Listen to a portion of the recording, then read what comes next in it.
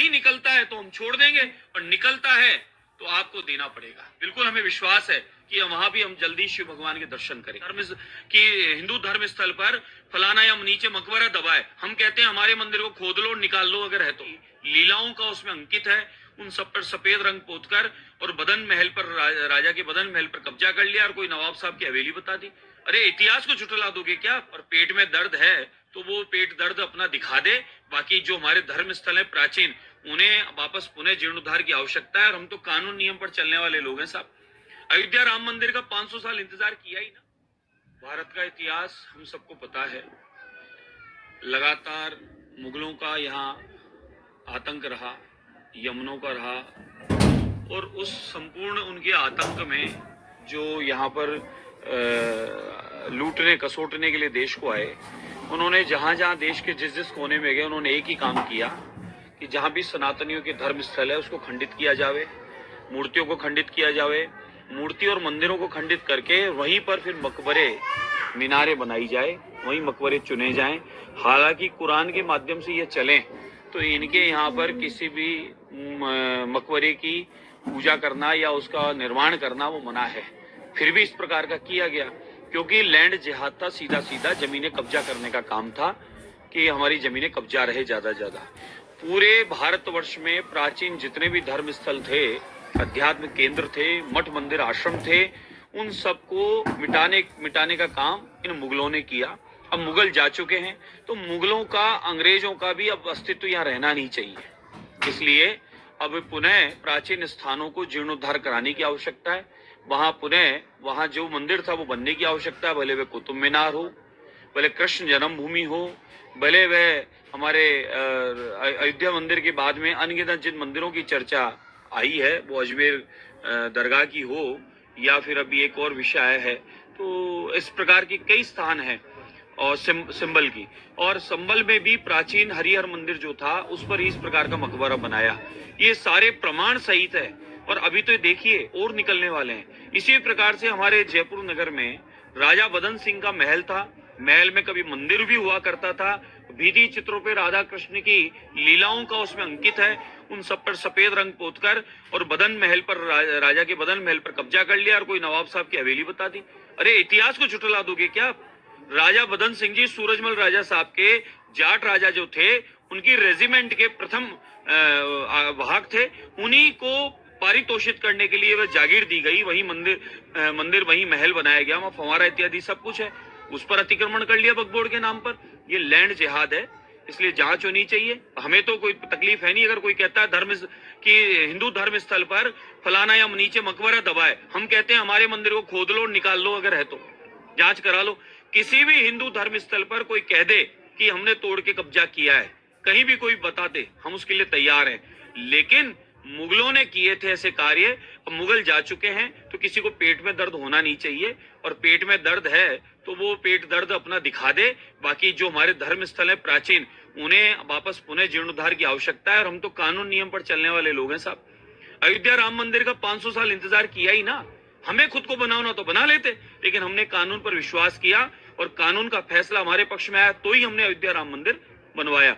यहाँ भी हम लोग चाहते हैं कि यहाँ भी कानून नियम के माध्यम से जांच हो। अगर यहाँ प्राचीन मंदिर है, भले वो 2.5 दिन के झोपड़ा स्थान हो अजमेर में, या फिर ये दरगाह हो, या फिर हमारे संबल वाला हो, या फिर हमारे कुतुब मीनार के में 10 तीर्थंकर भगवान का मंदिर और एक मंदिर वैष्णव समाज का हो, और कृष्ण जन्मभूमि जहाँ भगवान का जन्म हुआ वही जन्म स्थल, वह जेल जो उस मकबरे के भीतर में है, वही काशी विश्वनाथ जो ज्ञान वापी इस स्थान पर है। ये सारे पुराने हमारे प्राचीन स्थान हैं जिनका उल्लेख शास्त्रों में प्रमाण है, और उसी आधार पे हम लोग मांग करते हैं जांच कीजिए। नहीं निकलता है तो हम छोड़ देंगे, और निकलता है तो आपको देना पड़ेगा। तो कानून नियम पर चलने वाले लोग हैं, हम पूर्णतः इंतजार करेंगे, और हम बिल्कुल हमें विश्वास है कि वहां भी हम जल्दी शिव भगवान के दर्शन करेंगे। महाराज जी, एक और मेरा सवाल है, आप चूंकि संत समाज से ताल्लुकात रखते हैं, संगठन भी आपका चलाते हैं, आप संत समाज का, बांग्लादेश में जिस प्रकार से हालात है, उन हालातों के बीच अब आपको क्या लगता है कि कोई चीज ऐसी होना चाहिए? क्योंकि वहाँ पे लगातार जो हिंदुओं पर और संतों पर अब आक्रमण होना शुरू हो गया, उनको जेलों में डालना शुरू हो गया। ये बहुत ही चिंतनीय विषय है, और मैं तो सभी सनातनियों को पूरे देश में आह्वान करता हूँ कि बांग्लादेश की स्थिति आपके सामने है, केरल की स्थिति आपके सामने है। पिछली कुशासन जब कांग्रेस का राजस्थान में था तब उदयपुर की स्थिति आपके हमारे सामने थी, और कई जगह भले मालपुरा क्षेत्र का मामला हो, कई जगह जब भारत में सनातनियों को इस प्रकार से चुन चुन कर नुकसान पहुंचाने का प्रयास किया जा रहा था, तो सनातनियों के लिए अब कौन सा स्थान सुरक्षित है ये देखने की बात है, और कौन सरकार उनके साथ है ये भी सोचने की बात है। बांग्लादेश में जो दयनीय स्थिति है, बांग्लादेश में ये माने कि आतंकवादी स्वभाव के लोग, जिहादी किस्म के लोग, जिन्होंने जहां पर अल्पसंख्यक समाज के रूप में भारतीय रहते थे या सनातनी रहते थे, या पुरातन समय से बाप दादाओं के समय से वहां अपना व्यापार करके, अपना नौकरी करके अपना काम चला रहे थे, उन लोगों को चुन चुन के मारना, काटना, बहन बेटियों की इज्जत लूटना, चौराहे पर उन्हें टांग देना, उनके व्यापार स्थलों को लूट कर उनका सामान ले जाना, आज क्या परिस्थितियां वहां बना दी है। तो मैं तो केंद्र सरकार से, मोदी सरकार से, अखिल भारतीय संघ समिति राजस्थान का अध्यक्ष होने के नाते, एक आम नागरिक होने के नाते अनुरोध निवेदन करता हूं कि बांग्लादेश पर ध्यान देने की आवश्यकता है। बांग्लादेश में सनातनी जो हमारे फंसे पड़े हैं उनको बचाने की आवश्यकता, उनको सुरक्षा उपलब्ध कराने की आवश्यकता है, और हमें दखल देने से कहीं ना कहीं उनको बल मिलेगा और वो लोग बच पाएंगे।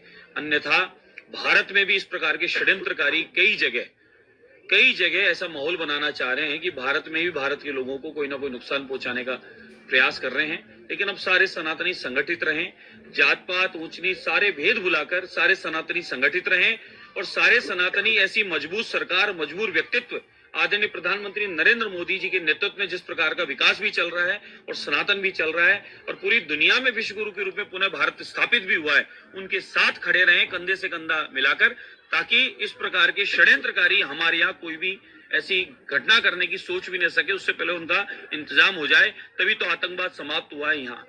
इसलिए बांग्लादेश में जो सनातनियों के साथ हो रहा है वो ठीक नहीं है, उनके साथ हम हैं।